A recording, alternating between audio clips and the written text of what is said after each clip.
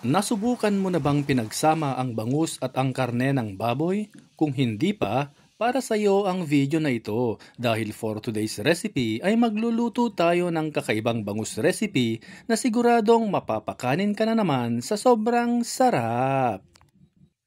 Una nating gawin ay ipan-fry natin ang karne ng baboy hanggang sa lumabas ang sarili nitong mantika. Kapag lumabas na ang mantika nito at ganito na ang naging itsura, igisa na natin ang sibuyas at ang bawang.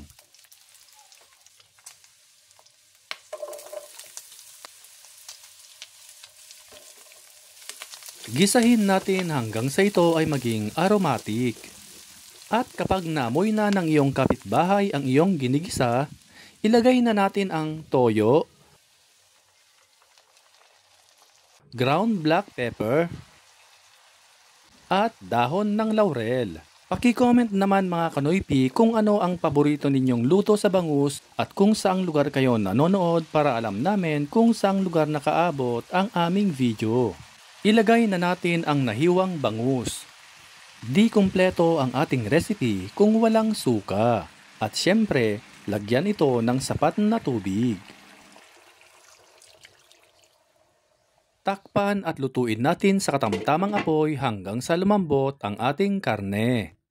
Once na ito ay kumulo na at nag-reduce na ng konti ang kanyang sabaw, ilagay na natin ang siling labuyo. Syempre, mas maanghang, mas masarap.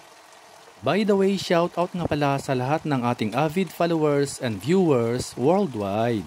Lutuin pa natin ng ilang minuto. Charan! At luto na ang ating bangus adobo na may karne ng baboy. Hanguin na natin at ihanda na ang maraming kanin.